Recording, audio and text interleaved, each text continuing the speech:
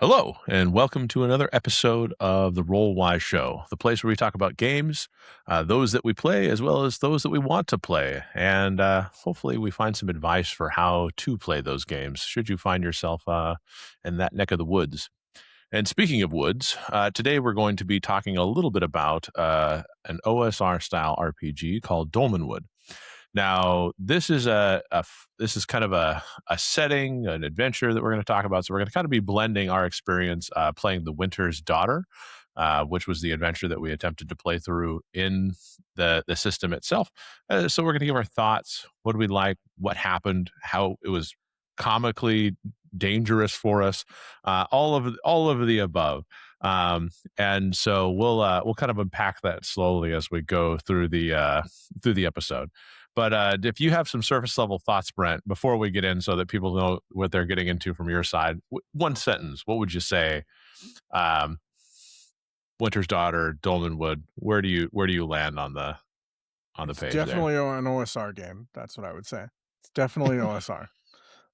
One thing I would add is there will be spoilers about Winter's Daughter as we talk about it. So Mm-hmm. if you someday want to play Winter's Daughter as a player and not the GM, you probably don't want to listen to all of this because there are going to be probably spoilers in this.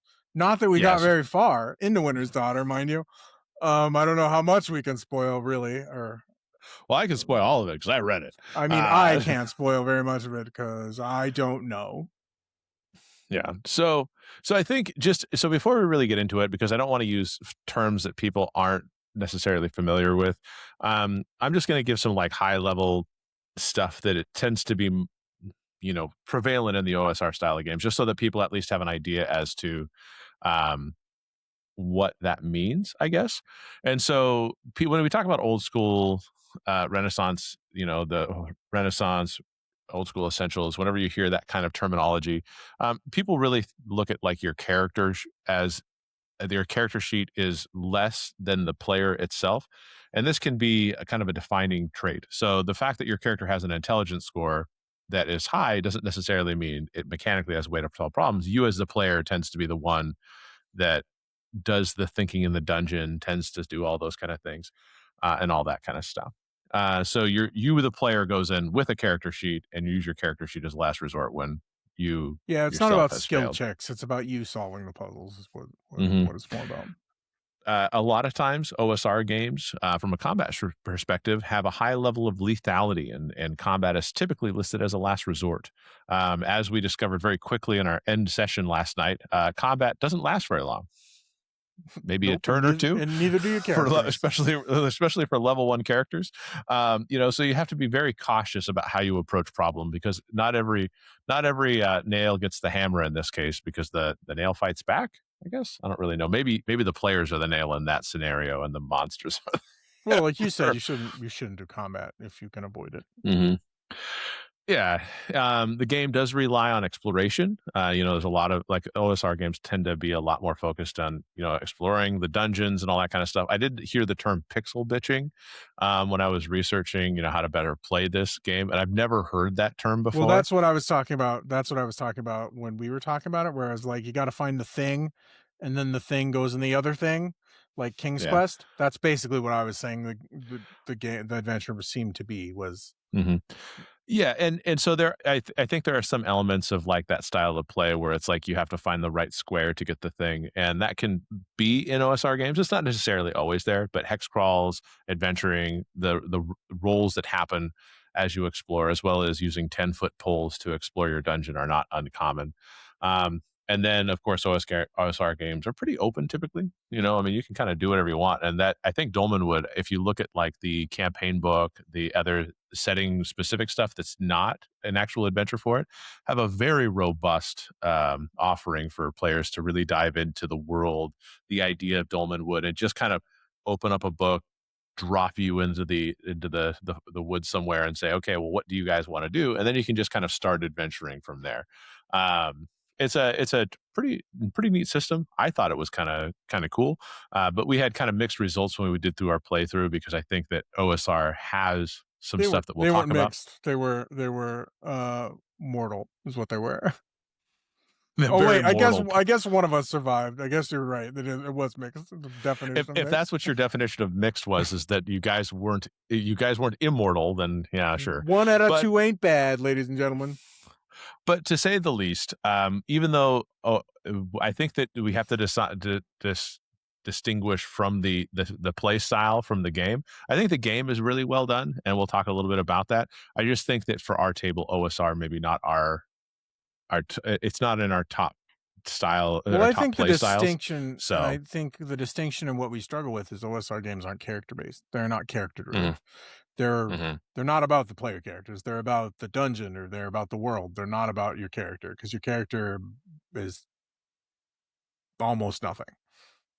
Especially at level 1. So, okay, well, let's talk a little bit just about the game itself, and kind of I want to get your thoughts as to how Dolmenwood felt as a setting, and like where you liked it, um, and all that kind of stuff. Because I liked the whole idea of a fairy tale folk horror atmosphere, where there was still this, you know the residual nature of fairies just kind of was made every place outside of cities just a little bit more dangerous. But in your slight read through and your experience with it, what did you like about the setting I mean, I like yourself? the concept of the game and the setting, and I really like the classes. Like I like Hmm. the heritages or races or whatever they're called in the book. Hmm. I liked all of those because I felt that they were innovative and interesting. Then you have your standard like classes like fighter and stuff like that. Um, Hmm. I don't feel like the types of adventures. It's funny because I feel like that's all really well fleshed out. I don't feel like you get that very much in the adventures though. Mm. Especially like this adventure because like it was just a dungeon. Like we were just in a dungeon. Yeah. Um, the interaction with the goblin merchant at the beginning was interesting. Hmm. I struggled with my character a little bit because the friar was weird, and they tried to immediately rob the first person that we met, which for the friar was not something that he would do. So my Hmm. character was on the outs a little bit, Yeah. but yeah. So And I think that there was a little bit of a mix up on my. I also missed a few games, so that might have been there in the first few sessions and kind of set the tone, and I missed it. So Mm. Yeah, so we brought a friar to a knife fight, and if anybody's played, or a anybody's friar to a grave robbing is really what they brought him to. it wasn't it was a historical It acquisitions. was a grave robbing. Well, the grave didn't need it anymore. But the idea is that when you looked at A saint's grave robbing at that. it was just a child. But the classes themselves were I thought were also very interesting and distinct from each other. It did feel at level 1 that you were very much just starting out as an adventurer, or I mean, if you could even really call yourself an adventurer at level 1 in this game. But it also, each class had some unique stuff, and I thought that what I liked about, for example, your friar class is that it did have some self-imposed restrictions, as well as it had the ability to do magic. Now, I think, as we said, it was kind of a grave robbing thing. Your ability to do magic was one prayer, right, or one. When I had one spell and then I could turn undead ineffectively. Yeah, that 10 turn cooldown for undead was a little hard. Yeah, 10 turns, and I was also exhausted from camping the night before, and that didn't work out to my advantage. So yeah. Yeah. And so I think that when it captured the idea of like kind of that whole English fairy tales in the woods and everything like that, I really did like the fact that they had the fairies mixed in. You can play not only as an elf, you can play as a grimalkin, like a mercurial feline as they call it, a braggle with goat-headed folk. You could play as a woodgrue, or a mossling. A woodgrue is kind of a bat-faced demi-goblin, and then a mossling is I for whatever reason Keebler elf came to mind when I And humans. You can be a human, and then you can also be a boring human. Um, which is what my friar was. yeah, you can, in this land of just really interesting I also characters and thought it was everything like that. interesting that there was no bonuses for any of the like there was abilities that the heritages Hmm. got, but there wasn't like stat bonuses, and I thought that was pretty interesting. Yeah, I mean, well, we can talk about stats a little bit. Well, I mean, So, it's an OSR game, so it's 3d6 straight down the line. Like you don't get much. mhm. Like you kind of have what you have. It's true. So I guess when you look at Dolmenwood and everything like that, character creation was actually it was pretty fun, and I think this is one of those situations where it's the kind of game that it makes interesting choices through tables and everything like that. Now, when we made characters, we had a wood grue, a human, and an elf. Now, when we looked at the elf, for example, it gave you some interesting components to it, but you could immediately tell that the setting had its unique stamp on it because the elf names. If anybody could guess what our elf's named character was before I say it, I would be hella impressed because our our elf's name was Lament of the Bones Broken, um, which we just called him Lament as we went through the adventure and everything like that. But it gave you right out of the gate some very distinct, interesting things that were. I mean, even though it definitely feels folk tale like that, like a standard, like familiar folk tale kind of elf.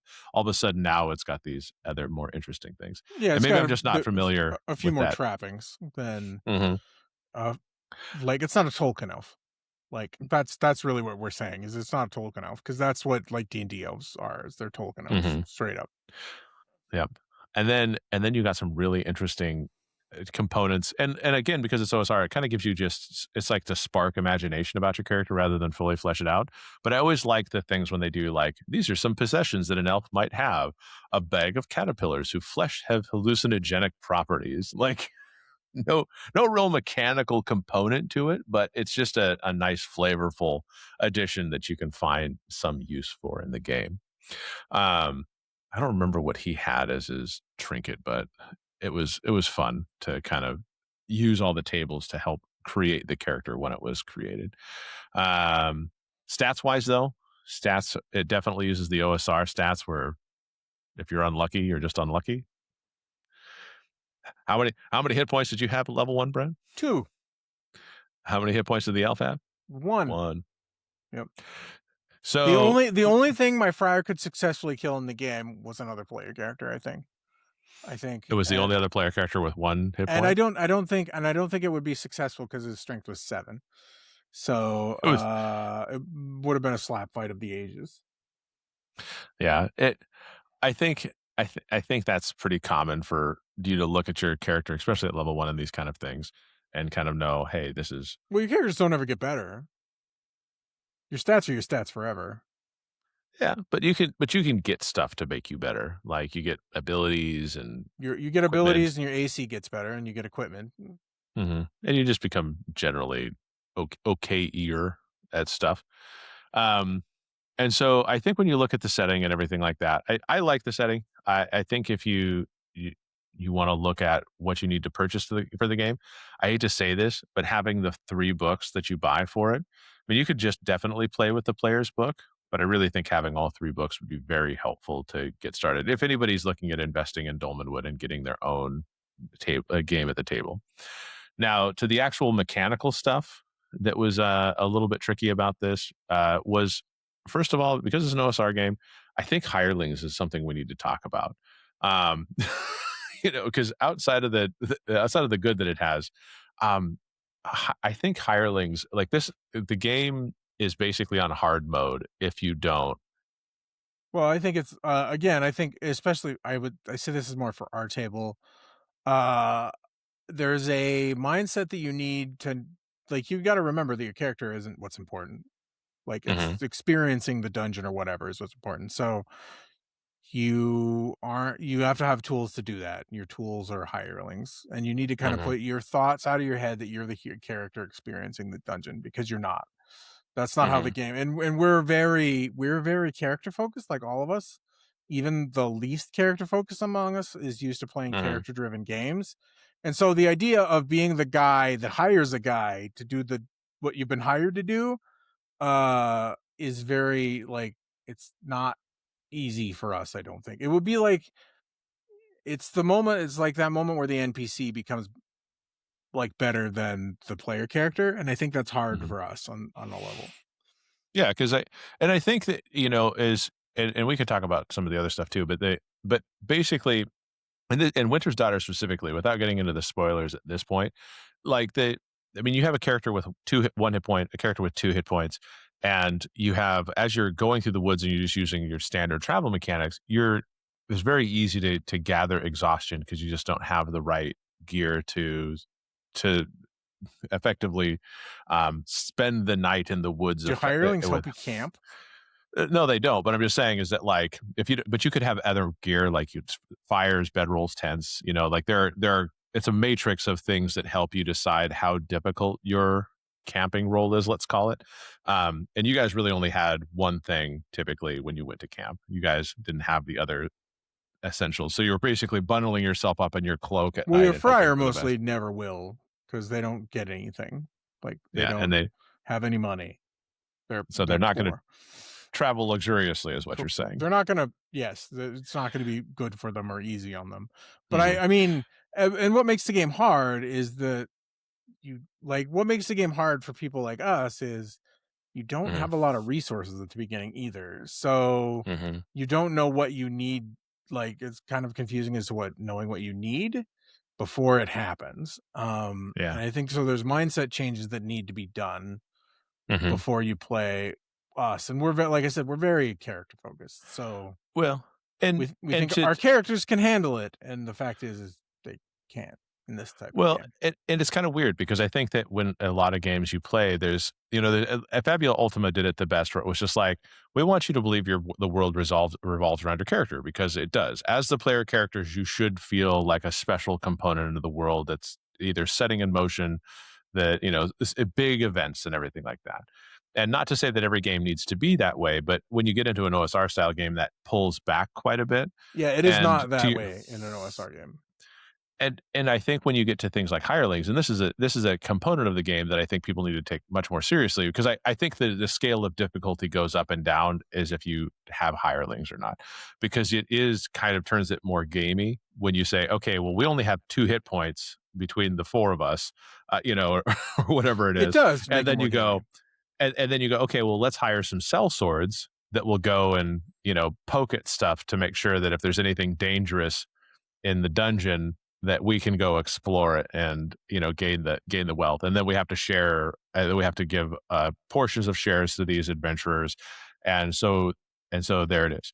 Now the other part about having hirelings that's interesting in OSR style games is that then the hirelings become a backup character for you, should you perish unexpectedly in the course of your adventure. You go, okay, well, rather than having to shoehorn another character in, oh, I just take over, Merrick the axe, who's our cell sword that's been part of the party for this entire time, and I just slip into his skin or something like that.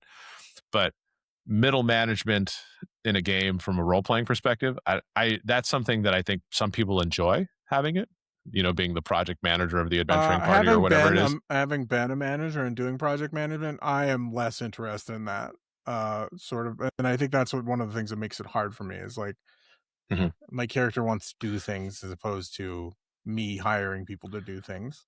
But you don't want to just hire peasants and watch them die for gold, Brent? No, no. Although maybe my character should from now on. I don't know. It's just. It's a hard concept. Like I said, it's hard for me to get over that. Mhm. Like I understand it philosophically, but like it's just hard. Like, and I think as a GM, if your group is new to OSR games, you don't just say, "Do you guys want to hire hirelings?" You say, "Okay, you guys are going to hire hirelings, right?" You have to like tell them because Mhm. they're not gonna think they need it if they're new to the game.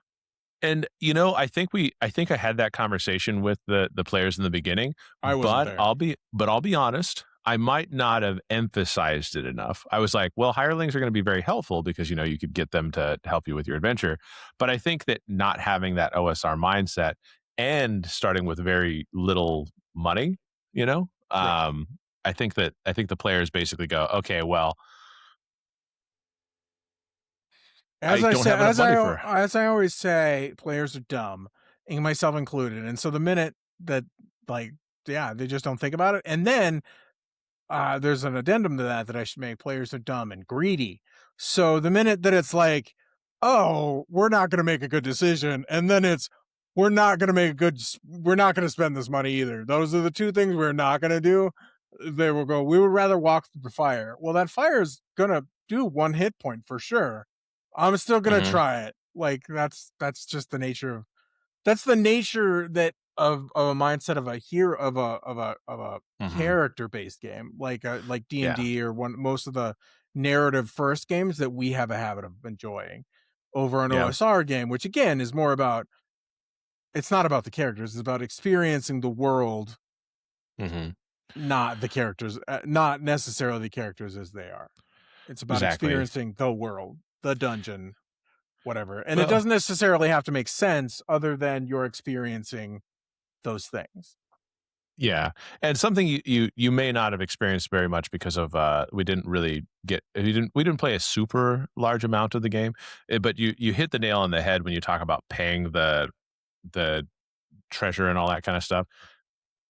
And I of course, since we didn't really get too deep into the advancement part of it, um, I- and I think it would have to be something that's there, but part of the advancement comes from per gold acquired as as you go through that. So I don't know if the per gold acquired happens before, so you get the experience and then you pay your underlings or anything like that. I think that's kind of a, like how much did you acquire from this adventure? Well, Okay, now you pay your underlings. we didn't get there to find out. So That's true. But I do feel like there's a if you're kind of, and this might be more of an OSR style thing, because having gold be a metric of advancement is not unusual in OSR style games. well, no, Um you're having the but like I guess what it feels like pyramid scheme. The game is what starts to happen to me. Or it's like, okay, we were hired to do this job. How can we hire 5 more guys to do this job for less money that we're making so we can make a profit? I'm gonna sub this out. Yeah, like why are we going to this dungeon at all? Let's just hire those 5 guys to go for us. And then those five guys are like, "Why are we going to this dungeon at all? We got And enough then money. they We hire, can." yeah, and then they hire 5 guys out of their cut. So I mean, when you look at Winter's daughter, I really liked the adventure idea and everything like that. And so and just to kind of take it to how the adventure plays and everything, is that the adventure is basically, there's you guys are going to the tomb of Sir Chide to recover a ring or do Rob, something. It depends on. I mean, the hook is dependent on what your table has decided. I decided that you were going for the the express purposes of acquiring this, and our hook was that Mosselmer, Druge, and Prigwort had suggested that he would pay a kingly sum of 5,000 gold in order to have you recover the ring of Sir Chide, which in this case is acquisition. a It's grave saints, robbing. a It's saints ring. highly funded treasure hunting. Whatever it may be. But basically, the idea is then you guys would go through, and as you went into this dungeon, you would understand and come to and see the story that happened as to why Sir Chide is this interesting character, what happened between him and his mysterious lover, his and all that kind of stuff. And I think that those hints were being dropped along the way, and I really liked it. But to take it to that point about hirelings, is that how do you make hirelings distinct enough characters to not be cardboard cutout stat blocks, and have them interact with the world if you already have a full set of players? I think that could be a little exhausting to Well, see, have to worry about. that's another thing that it becomes worrisome with hirelings is you kind of worry like I don't know, like it's a like as a GM, like it would stress me out 5 extra NPCs in every game that I have to remember all the time, and then like the moment that they start role playing with themselves when they're when they're like, well, you solved the puzzle to the Mhm. hireling, and then now like I know the answer to the puzzle because I wrote the puzzle or read the puzzle, so like the hireling just does it because he knows the Yeah. answer. Well, I think that you put the playing of the hireling on the player. They get to do the hireling, and so they're still stuck.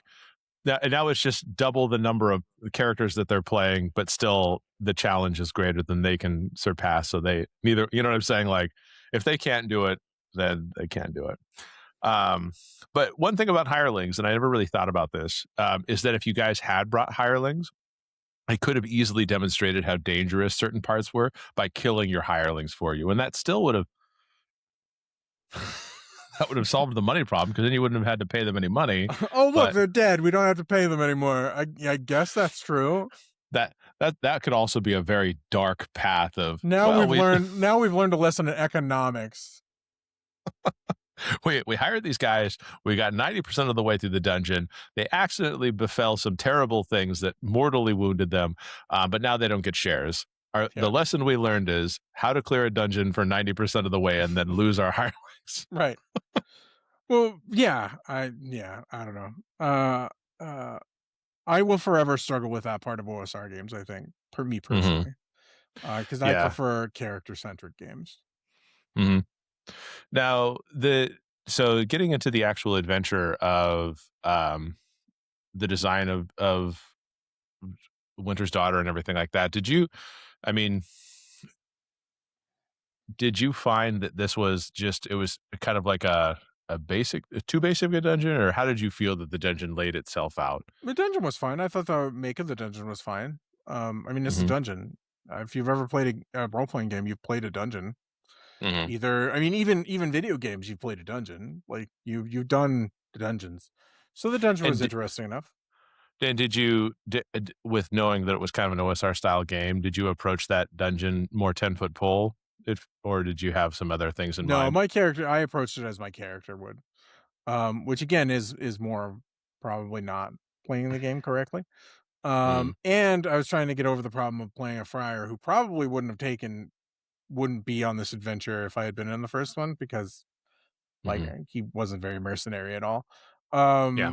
Um, so I was trying to figure out a way. I was trying to figure out ways to keep him involved in the game and not just make him a problem, which he was kind of a Hmm. problem anyways. So him like moving about the dungeon was all about like fixing, like the idea for him became, I'm not stealing a ring, but I'm fixing up this dungeon to make it the, saints Resting place. resting place that it was before it fell into disrepair, and that Hmm. got him at least moving through the dungeon. But no, I don't ever think, I mean, I'm bad at meta. I've trained myself so hard not to play a game from a meta sense. It becomes Hmm. very hard when a game expects me to play from a meta sense. When it expects Yeah. Brent to play the game instead of the character to play the game, Hmm. that's very difficult for me. That's a hard thing for me to use Brent knowledge over player knowledge. Yeah.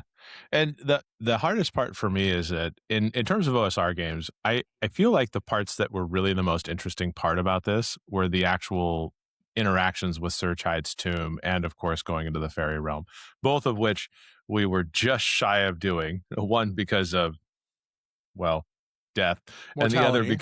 the other because of ill feeling equipped in terms of just the party and stuff like that. See, So aforementioned players are dumb.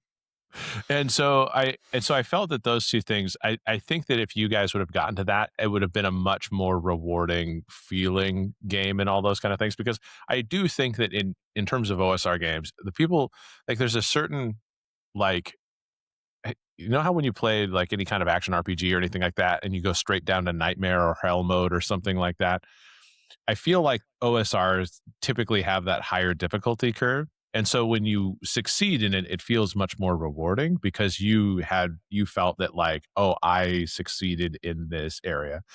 And I was the one who solved the puzzles, and I was and I think there's that reward goes directly to you and it feels a little bit better. And there's people that probably like that a little bit more. Um, but I think that, for people like us, that wasn't really where we I'm not focused. a good audience for that because I don't even play video games anymore for them to be hard. Like Exactly. Well, you not did play a even lot of Elden Ring. but Elden Ring had, you could avoid it being really hard. Like I didn't do any of the challenge runs or anything to make it intentionally hard. Like it was Oh. difficult in parts, but it and you can feel yourself, like you can, it's skill based, so Mhm, you can feel, see, this is the difference between a video game and like an OSR game, is mhm. it's skill based. Like you can feel yourself developing skills within a game, whereas OSR games are, it's kind of just Well, what your player knows. And if we played it like I said at the end of the game last night, where it's like, oh, our characters died, we go get new characters, we go back, we know more about the dungeon now, we do better. Like that would well, be us improving.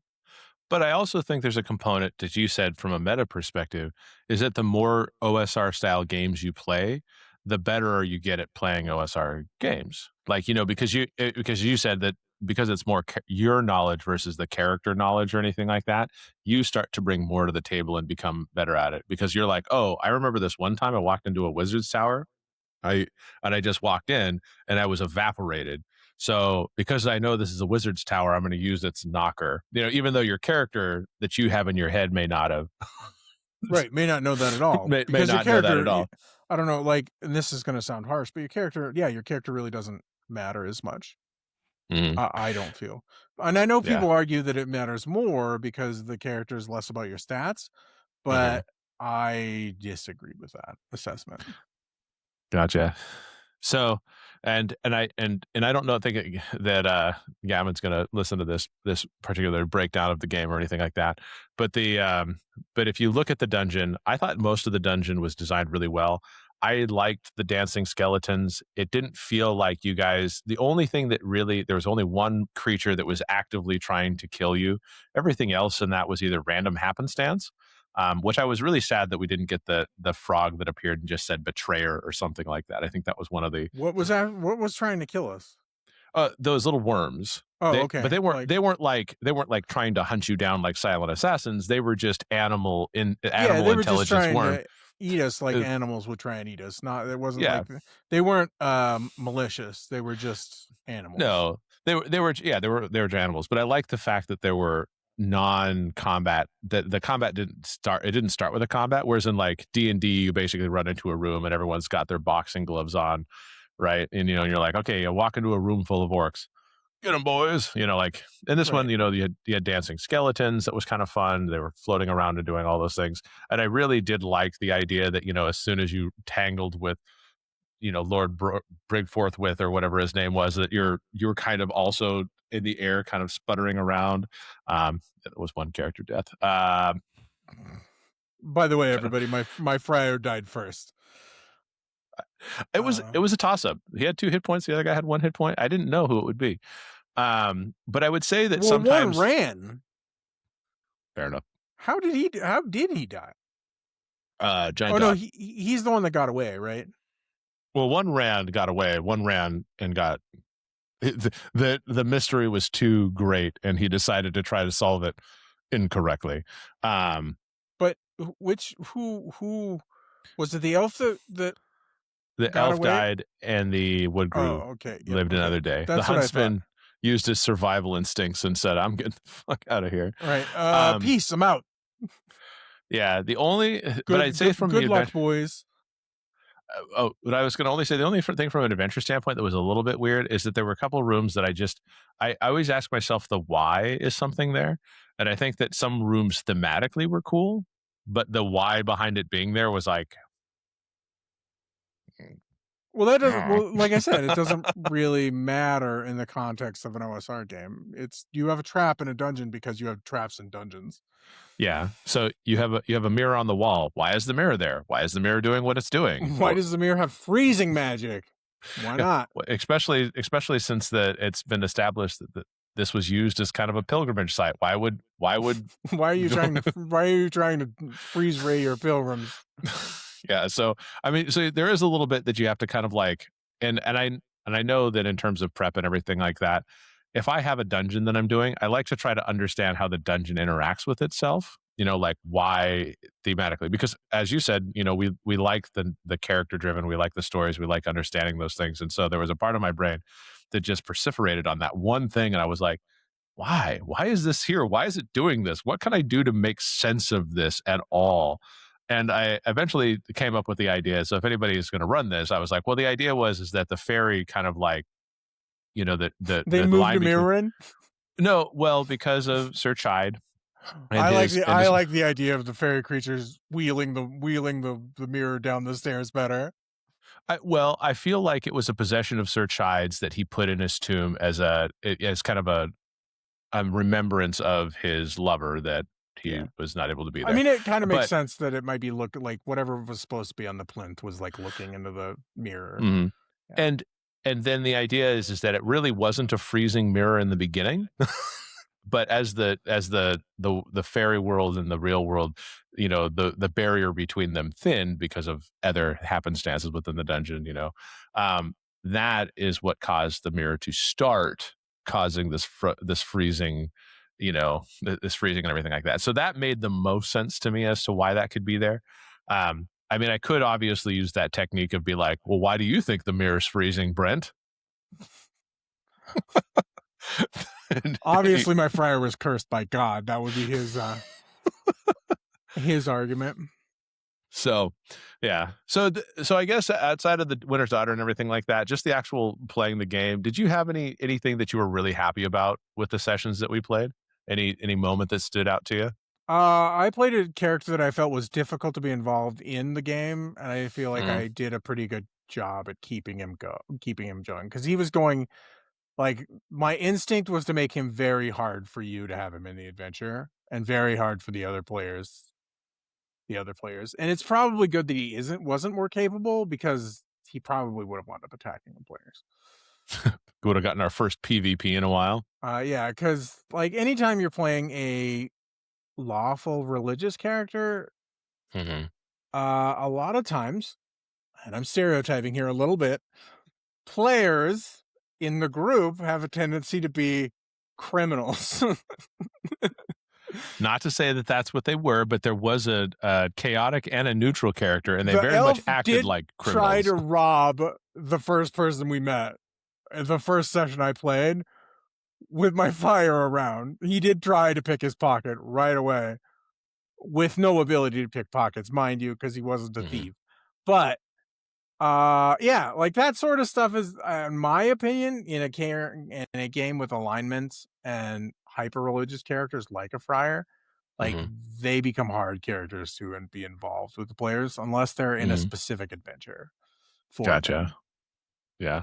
Like, and I think that's why paladins have changed over time, because people realize how hard they were to include in your adventuring party when they're like, grave robbing, I will smite you, villain, and he's talking to the other player. Like that becomes difficult, I think. That's fair.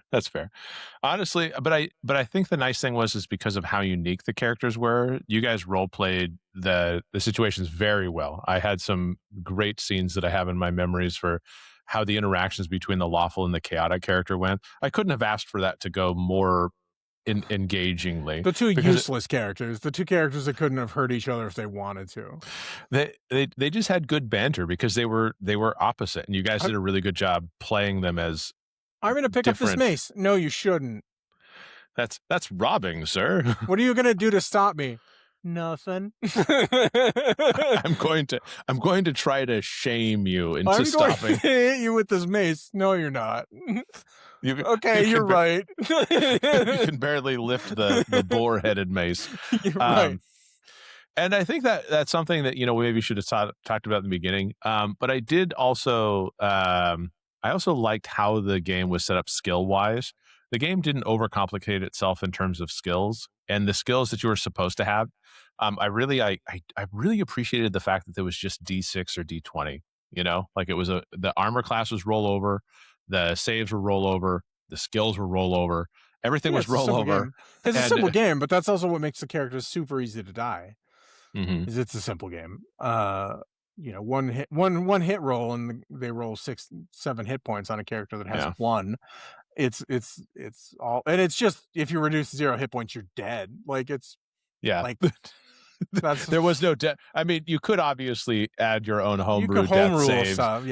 But as written, it's like as soon as you hit 0, you're toast. You're rolling a new character. You're what is it? You're all shiny and chrome. You're now playing Jenkins, the hireling. So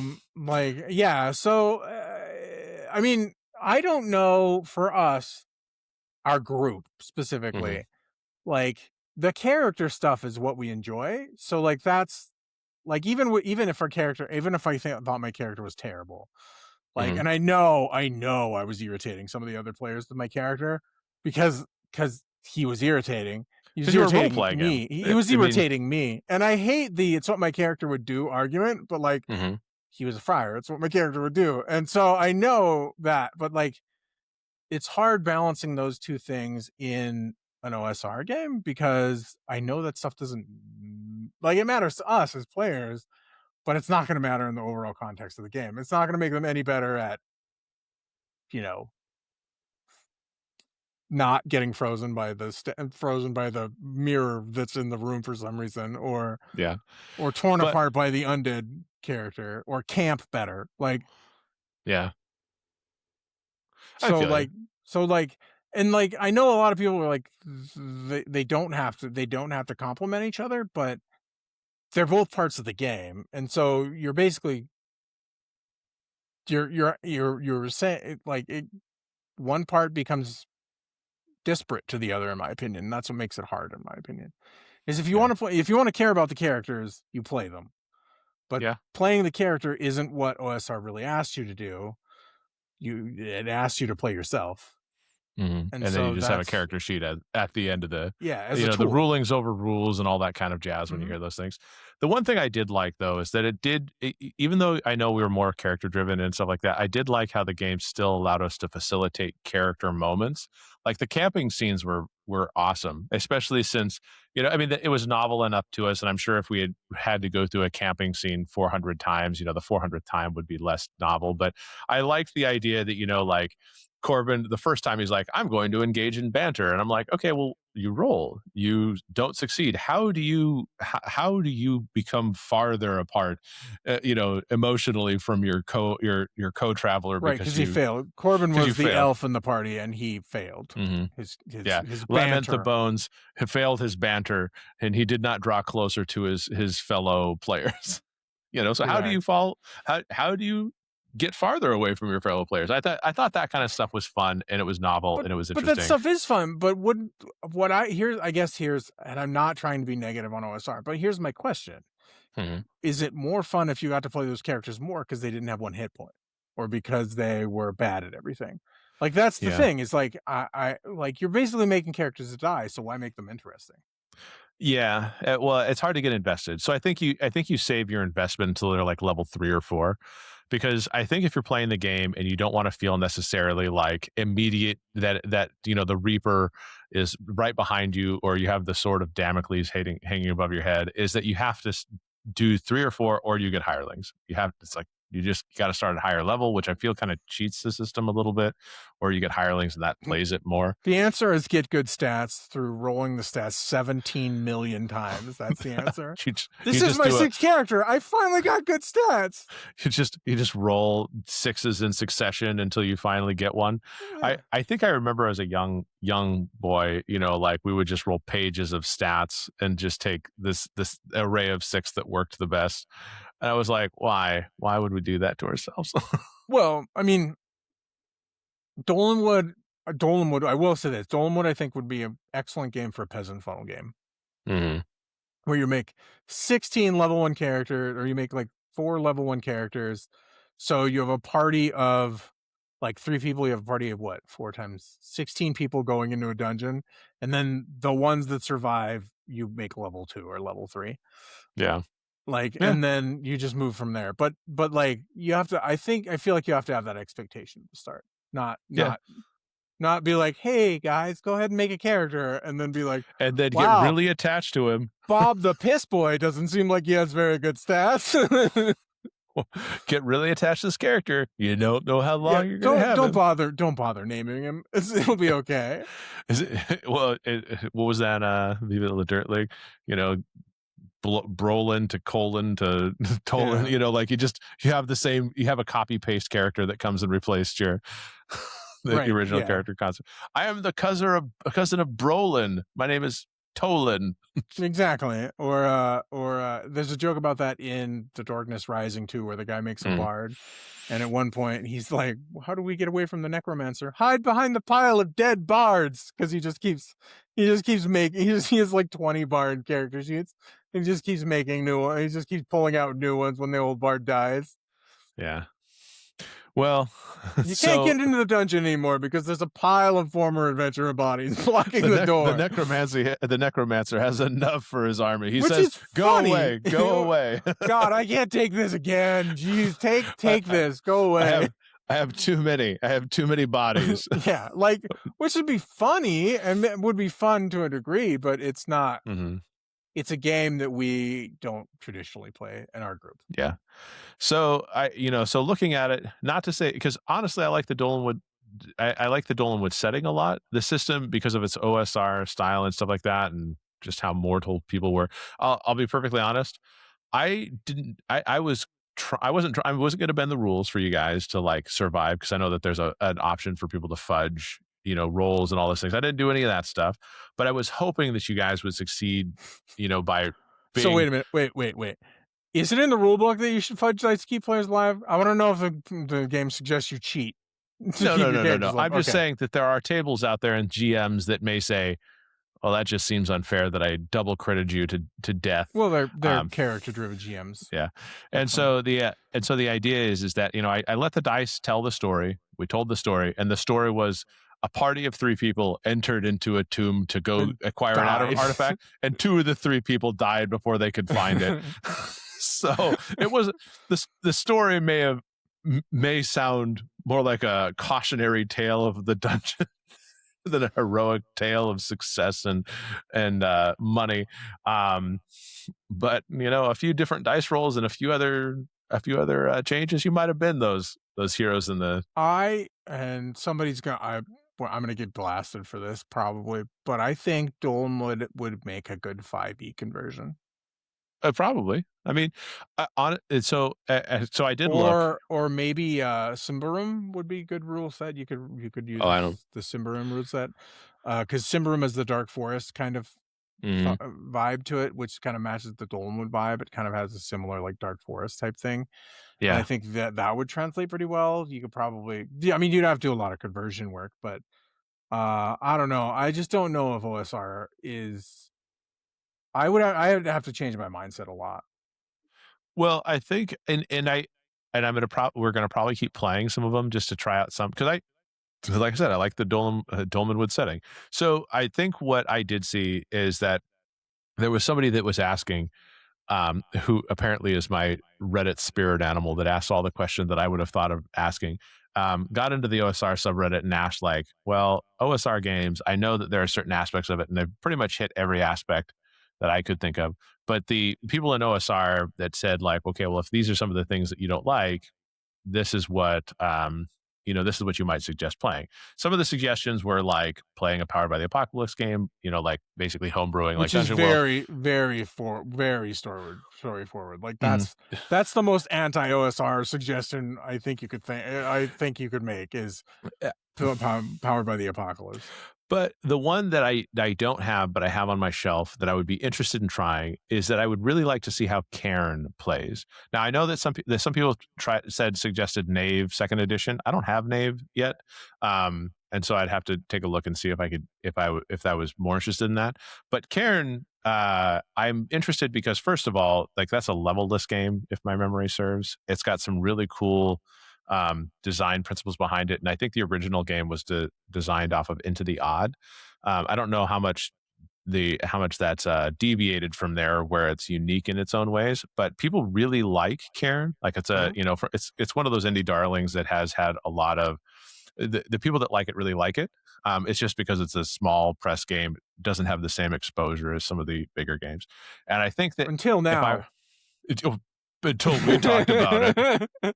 But I think that playing in Dolmenwood as the setting and using Cairn as the rule set might be a solution based on what I was reading. Even Daggerheart would be. I mean, Daggerheart has a very fey, less conversion for me, though. I think it would be a lot of conversion. I mean, everything they've suggested so far has a lot of conversion in it. At least I guess current Dolmenwood to like Cairn would just be, it's a D20 game, isn't it? So at least it would be D20 to D20. See, I don't know enough about Cairn to know. It's on my shelf to wait. Dolmenwood isn't D20. Dolmenwood is D6. So well, yeah, it would be quite a bit of conversion. It's D10 because half of it is D6 and half of it is D20. I don't know what to say. I guess that's true. But I think that's my next step, is to say, like, okay, well, how does Cairn live in this world? And first of all, I mean, maybe Cairn is my slim down game of choice if I enjoy playing it. But I would like to adventure a little bit more in the Dolmenwood adventure setting, just because I was already rolling a character that wasn't my friar, but other people suggested we not do that. I was willing to throw bodies at the problem. I was totally willing to Zerg that dungeon.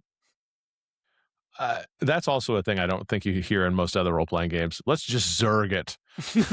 Get your little Zerglings and see how many. I think that's what OSR games are. Is like if you're not doing hirelings, that's what you are the hirelings, and you're just learning as you go. Jeff heads back as Wood grew, and he's like, "I need 10 good people to go into this dungeon." And my Breagle, that's the goat people warrior, would have been an excellent asset to the party until he wasn't. Who stands with me for money? For money, yeah. Who stands with me for money? Slightly less money than I'm making. Who stands with me for a share of adventure? How about a share of money? Yeah, exactly. How much does it pay? That would be a funny scene in like a Monty Python type game. That's what you should play Dolmenwood in. You should play Dolmenwood in Monty Python. You should learn those rules and convert it over to that game, because that would be funny. Different. So I have Monty Python on my shelf. I don't know how it plays at all, so I don't even know what I would be starting with. But maybe it could be fun. Maybe. So we'll see. Who wants to join us for adventure? How about money? I really enjoy that. The journey is the money. You just have all those. It's the friends we made along the way. It's not as good as money. You just have all those platitudes like it's the friends we made. we just did a whole scene for a future game. Yeah, that would be pretty funny. That would be pretty good. So, so I think in this thing, would you? So, in terms of like just a final wrap up for this, what was one thing that you loved about the game, and one thing that didn't land for you, as just kind of a summary to wrap it all up? And then at the end, would you recommend Dolmenwood to the next person? I would suggest playing any games, so that's not really a fair question. Like, I think you should try it and see if you like it. I didn't like the Friar class. I didn't like playing a Friar for a multitude of reasons. I feel like a Friar is a really hard character to play in an OSR game because they aren't a combat character. Like, they can't solve many problems, in my opinion. Undead, not even effectively undead. So I didn't like the Friar. I did think he's interesting for a different type of game. He'd probably be interesting and maybe a more character driven game. But for the OSR style of game, I wonder why he's in there, because he also doesn't make any, like, he also gives all his money away, not to the players. It specifically says that he has to give away any money he makes to people, not the players. So it's like, why is he doing this? Why isn't he going and helping homeless children and not wandering around in this tome? I struggled with that, but I thought the characters were really neat. The world seemed really neat. The limited exposure we had to it. Yeah, I think you should play it. I think you should try it. Maybe you'll love OSR, and maybe we're wrong. You might. I honestly, I think that the game had a lot of potential, and honestly, as an OSR style game with the rules and everything like that, I actually thought it was one of the easier games that I read in order to learn how to play the game. It was so simple in parts that I was like, "Am I missing something?" The like rules just how are easy. They're not crunchy. Most OSR games are like that. Or the rules are easier than modern games. Yeah, and I feel like the rules were easy. I feel like the layout of the books is gorgeous, and what was really cool, and this is something that I don't get to say very often, especially after our Inevitable, and I never really noticed this, is that how it spreads is that it felt like everything on the 2 pages made sense. I don't know if you've ever had that, but it felt like you didn't have to flip the pages. That was kind of a neat thing that you found, that as you were reading through the book, you're like, oh, this is kind of a nice little setup here. You mean the book layout made sense? Yeah. That's a pretty good quality, really. Yeah, the books were laid out really well. The art was really good, and it gave you a good idea as how the game would play. I think that if the critique I'd have is that it really feels like you have to invest a little bit of money to get into Dolmenwood, because you really do need the 3 books to get started. Whereas I don't think that that's necessarily normally how the style of game goes. Normally you just buy a player's book and then kind of get started. Normally, most OSR books are one pagers. That's true. Yeah. They're Yeah. not So one pager, one book. I think that was kind of an interesting thing to see. Um, and I feel like, when you're looking at, well, I think that's pretty much it. Actually, I'm going to say that that's it. Really, the cost of the books, the lethality of the setting, if you're not really if you're not really used to it, and there's no way you can know that OSR is not for you until you try it, right? Like that's the hardest part about OSR is that anybody that we're talking to right now that's gotten to this point, I mean, there'll be people that are listening that just think that we're asshats that don't know what we're talking about because they love having hirelings, they love micromanaging certain aspects of inventory and all that, and that's just the way that it games. And so if that hits for you, And I that's think fine, Dolan, yeah. I think Dolanwood's going to be a fantastic game if those aspects of the game really hit for you because I feel like Dolanwood is an A tier game. I just feel like it's an A tier game for people that like those things, but we don't like those. That's not what we Well, focus on for the game. So I can't say that that's what benefits us. And not knowing that before you go into it is a hard thing to do because you just can't. I mean, you can explain to your players how a game should be played and everything like that, but you just can't know that that's how right, it's you going to can't feel know until until you actually, you can kick the tires a little bit, but until you take it for a test drive, you you really don't know if you're y going y you to. can't know until they've absolutely screwed everything up, and you're like, "What am I doing here?" It's true. But yeah, we had fun. I thought the adventure was good. I thought the stuff was good. Um, Maybe one day I'll get hardbound copies of all these things so that I can put them on my shelf because I do like to have the hardbound stuff. But right now there's just too I many. will say the art is very fair. I really like the art, the Dolmenwood art. Mhm. I really liked how the Bretons looked, or Regals looked. Mhm. Uh, I really like their art. I like how the cat people, the Grim, what were they Grimalkin. called? Grimalkin looked. Mhm. Very Cheshire catty. That was Yeah, all very cool. yeah. I and so it might get a space on my shelf. I'm just a little bit what is it? I'm not game poor. I'm money poor right now with how many Kickstarters and everything like that and everything that's going out. So maybe I'll have to wait for a Black Friday sale to drop some money on it. Who knows? Because I do think coming back to it would be fun. And one day my little Yeah, guy is going to start playing games and maybe I he'll get into OSR. I think it's a game worth having, and I think it definitely was fun. It might not be, I wouldn't want to play it all the time, and I wouldn't want to play it forever, but it's a fun game. There's a lot to it that I think is fun. Hmm. Yeah, I can see why it gets praise. Yeah, Yeah, I mean we're definitely. not. We don't. It's very well written. Yeah. So in terms of like, because obviously we're very critical of the games we play. Um, I actually think we have a fairly critical eye, and we try to be justified in our explanations of stuff. But I feel like this is a game that's well done, even if it's not our cup of tea. So Yeah, I think we're critical through the eye of our opinion. Like it's definitely our opinion on what we enjoy. And I mm, just think this style of game is hard for our table. yeah. So Because we do have very character driven. It's funny because we do have very character driven players, like all of us really are. yeah. So so that's that on Dolmenwood. While our time in the Dolmenwood was short, it was fun and fanciful and exciting up until the very last crunch. Um, so if you Or for guys the have a first game you'd like or for the first crunch for me. either way, but if you have a game you'd like us to try or you're interested in seeing us play through or give us opinions on, let us know. Our next home game our upcoming home games is that Brent is going to be running the Orpheus Protocol, so we'll be looking at that and kind of getting an idea as to how that game plays. Um, and so, Brent, if you want, you can give a preview of that, or we can save it for later. Um, I don't we're really also have a preview of that. we're going to be playing the Orpheus Protocol. That's it. We're also going to be getting back into Coriolis, the Third Horizon. I'm going to be starting a campaign for the Your other home table? No, the Mercy of the Icons. That's what it is. Oh, Mercy The Mercy of the that's what Icons. And then Brent is joining us at another table where he's going to be getting into a little bit of Jade Punk. That's a bi-weekly game that we're going to be playing using the Jade Punk system, which is Fate. And so if anybody's played Fate, we'll have stories to talk about, potentially multiple styles of games.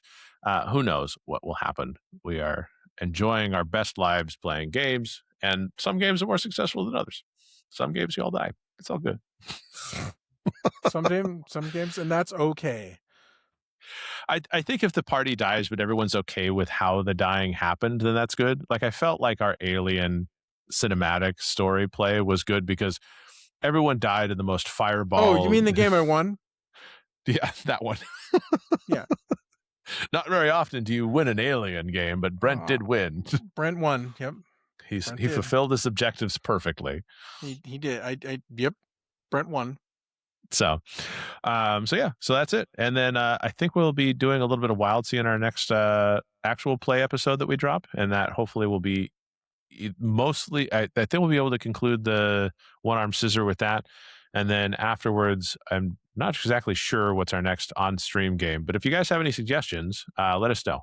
We're always looking. I think I have a Dirty World in mind. I'm reading the book and I'm not sure I understand how to play a Dirty World yet. It's kind of it's interesting, and it's a noir detective, which I don't think is my strongest setting to begin with. You know, we're good at mysteries. So I may shelve that one for a little bit. My character sits in the corner and eats paint. I'm not going to say that that's true, but I'm going to say that I'm going to say that for as brilliant as we are normally, whatever happens when we get into a role-playing game, and this is why OSR games trouble us, is that we're apparently not very clever when it comes to actually thinking in game worlds. We're like, what do you mean? Yep. We all lose about 100 IQ points as we to the game. And I'm just not as clever as I think I am in real life. That's the truth of the matter. Yeah. Oh, and that's why we don't like OSRs. It makes us confront our own insecurities. Yep. Demons and insecurities. That's correct. Jesus. Maybe. I don't know. Okay, but on that note, you can always find us at Rollwise on many of the social media platforms. So if you want to leave comments, we love reading your comments. We love talking with everybody that's out there. Sharing your thoughts, sharing game suggestions. What are you playing? What do you like about what we've said? What could we improve on? Because we're always learning. What do you disagree with? What do you think we could do better? All that kind of stuff. Yeah. We're since we're hobbyists, we just want to enjoy this hobby to the fullest, and we're happy to talk with you guys about this thing that we love. But Brent, do you want to send us off into the wild blue yonder? As always, thank you for joining us for this long, however long this episode is. I wasn't paying attention. 1 minute. After editing, 1 whole minute. Roll well, roll wise, and be safe out there, everybody. All right. Take care.